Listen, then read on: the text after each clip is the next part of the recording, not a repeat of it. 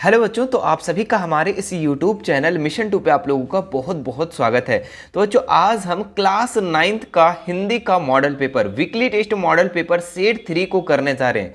और ये जो मॉडल पेपर है आपके टेस्ट के लिए, आज के टेस्ट के लिए बहुत ही ज़्यादा इंपॉर्टेंट है। तो आप इस वीडियो को शुरू से लेकर अंत तक ज़रूर देखना और अपने सभी साथियों को शेयर ज़रूर कर देना। तो चलिए फिर शुरू करते हैं। हिंदी के इस मॉडल पेपर में जितने भी महत्वपूर्ण सवाल दिए गए सभी सवालों को एक एक करके देखते हैं। देखिए, इसका जो सबसे पहला क्वेश्चन है, नाना साहब की पुत्री देवी मैना को भस्म कर दिया गया, पाठ के रचयिता कौन है? ठीक है, तो ऑप्शन आपके पास चपला देवी, महादेवी वर्मा, मुन्नू भंडारी, मुरीदुल्ला गिर्ग। ठीक है, तो इसका जो राइट आंसर हो जाएगा बच्चों चपला देवी। ठीक है, नाना साहब की पुत्री देवी मैना को भस्म कर दिया, इसका जो लेखिका का नाम है वो क्या नाम है? चपला देवी। आप याद रखेंगे अच्छे से। आगे बढ़ते हैं। नेक्स्ट सवाल, बालिका मैना की अंतिम इच्छा क्या थी? ठीक है, तो बालिका मैना की जो अंतिम इच्छा थी ना, वो थी कि भग्न महल पर बैठकर जी भर रो लेने की, यानी ऑप्शन नंबर ए इसका बिल्कुल राइट हो जाएगा। ठीक है, ये सवाल बच्चों आप लोग का ऑब्जेक्टिव के साथ साथ सब्जेक्टिव भी आ सकता है, इसीलिए आप लोग इसको ध्यान से देखना। ठीक है, बालिका मैना की अंतिम इच्छा क्या थी? तो भग्न महल पर बैठकर जी भर रो लेने की इसकी इच्छा थी। आगे बढ़ते हैं। नेक्स्ट सवाल, इनमें से कौन गंगा का पर्यायवाची शब्द नहीं है? ठीक है, तो भागीरथी, अवतरणी, मंदाकिनी। ठीक है, तो इसमें बच्चों गंगा का जो पर्यायवाची शब्द नहीं है, ये अवतरणी, ऑप्शन नंबर सी इसका राइट हो जाएगा। आगे बढ़ते हैं। नेक्स्ट सवाल, इनमें से कौन धूल शब्द का पर्याय नहीं है? ठीक है, पर्याय है। ठीक है, इसमें पर्याय पूछ रहा है, तो धूल शब्द का इसमें पर्याय देखे बच्चों तो ये आपका रेणु हो जाएगा। ठीक है, रेणु इसका राइट आंसर हो जाएगा। ठीक है, चलिए आगे बढ़ते हैं। नेक्स्ट सवाल यहाँ पे, साकार का सही विलोम होगा, साकार का जो विलोम अगर देखें बच्चों तो इसका होगा निराकार। ठीक है, ऑप्शन नंबर सी इसका बिल्कुल राइट हो जाएगा। आगे देखिए, हर्ष शब्द का विलोम क्या है? ठीक है, ये सवाल आप लोग को हम पहले भी सेट में करवा चुके हैं, तो इसका आप लोग कमेंट करके उत्तर बताओ। ठीक है, कि हर्ष का विलोम, हर्ष का उल्टा क्या होगा? विषाद होगा, प्रहर्ष होगा, खुशी होगा, प्रश्न होगा? इसका आप लोग उत्तर करके बताओ। ठीक है, कमेंट करके। नेक्स्ट देखो यहाँ पे, गोपाल प्रसाद विवाह को क्या मानते थे? तो ये बिजनेस मानते थे। क्या मानते थे बच्चों? बिजनेस। ठीक है, ऑप्शन नंबर सी इसका राइट हो जाएगा। उत्थान का विलोम शब्द क्या होगा? तो उत्थान का विलोम, उत्थान का जो उल्टा होगा बच्चों वो पतन होगा। क्या होगा? पतन।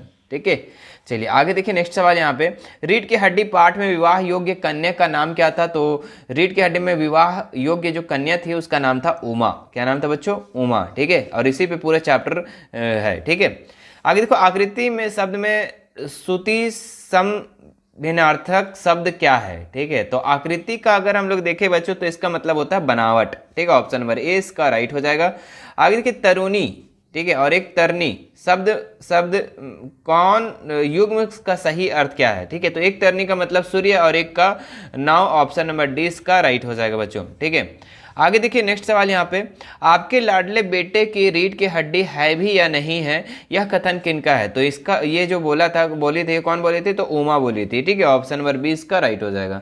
आगे देखिए। नेक्स्ट सवाल यहाँ पे, देवी मैना के किस अंग्रेज सेनापति की सहायता की अपेक्षा की थी? ठीक है, तो ये किससे किया था बच्चों? देवी मैना किस अंग्रेज सेनापति की सहायता की अपेक्षा की थी? जनरल आउटम से, सेनापति से, लॉर्ड कैनिंग या लॉर्ड डलहौजी? ठीक है, तो ये आप लोगों को कमेंट करके इसका उत्तर बताना है। ये भी सवाल आप लोगों को हम करवा चुके हैं। आगे बढ़ते हैं। नेक्स्ट सवाल, रीढ़ की हड्डी नाटक की प्रमुख नायिका का नाम क्या है? तो रीढ़ की हड्डी का जो नाटक की नायिका जो इसका जिसपे है इस चैप्टर, ठीक है, उसका क्या नाम था? उमा नाम था, है ना। उमा पे ही पूरा चैप्टर को लिखा गया है। ऑप्शन नंबर सी इसका राइट हो जाएगा।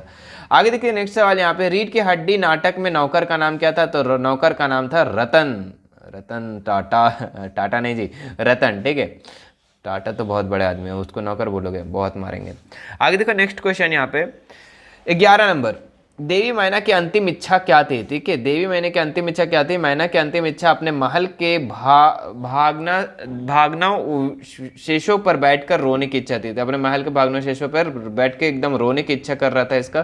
ठीक है, तो ये इसका सही उत्तर हो जाएगा। ठीक है, आगे देखिए। नेक्स्ट सवाल यहाँ पे अच्छे से समझना इसको, अपनी बेटी का रिश्ता तय करने के लिए रामस्वरूप उमा से जिस प्रकार के व्यवहार की अपेक्षा कर रहे हैं वह उचित क्यों नहीं है? तो देखिए, यहाँ पे सवाल क्या बोला है कि राम स्वरूप जो है अपनी बेटी की रिश्ता कर रहे थे, ठीक है, और उसमें क्या था कि वो अपनी शिक्षा को छुपा रहे थे उसमें, है ना, उमा की शिक्षा को छुपा रहे थे। ये उचित क्यों नहीं है ये आपको बताना है, ठीक है। अपनी बेटी की रिश्ता तय करने के लिए राम स्वरूप उमा से जिस प्रकार का व्यवहार की अपेक्षा कर रहे हैं वह इसलिए उचित नहीं है क्योंकि वह उमा की उच्च शिक्षा रूपी उस तथ्य को छिपा रहे हैं जिसके लिए ना उमा ने कोई पाप किया है और ना कोई चोरी ही किया है, ठीक है। राम स्वरूप जो जित थे ये तो पढ़ाए उमा को बहुत ज़्यादा, बीए तक पढ़ाए थे, लेकिन वो जो है ना गोपाल प्रसाद से छुपा रहे थे। इसलिए छुपा रहे थे क्योंकि गोपाल प्रसाद को पढ़ी लिखी बहू चाहिए नहीं था, ठीक है, इसीलिए छुपा रहे थे। तो ये उचित नहीं एक तरीके से, क्यों? क्योंकि वो कोई पाप तो नहीं की थी, वो तो पढ़ाई लिखाई की थी, ठीक है, ना कोई चोरी की थी। तो ये चीज़ हमारे तरफ से उचित नहीं है। आगे देखो, इसके अलावा आज नहीं तो कल इस सत्य को पता शंकर को और पिता को चलना ही है। सही बात है, झूठ जो है ना ज़्यादा दिन तक नहीं चलता है, कुछ ही दिन तक चलता है, इसीलिए हमेशा सच ही बोलना चाहिए, ठीक है। आप एक झूठ को छुपाने के लिए